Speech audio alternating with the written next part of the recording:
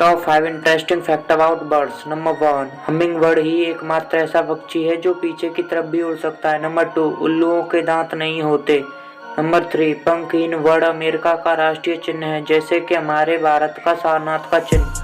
Number 4, तोते chocolate नहीं खा सकते क्योंकि यह उनके शरीर के लिए जहरीली होती है। नंबर 5, एक बतख ठंडे पानी में भी तैरते समय ठंड महसूस नहीं कर सकती क्योंकि उसके पैरों में रक्त और तंत्र वाहिका नहीं होती है। Thanks for watching.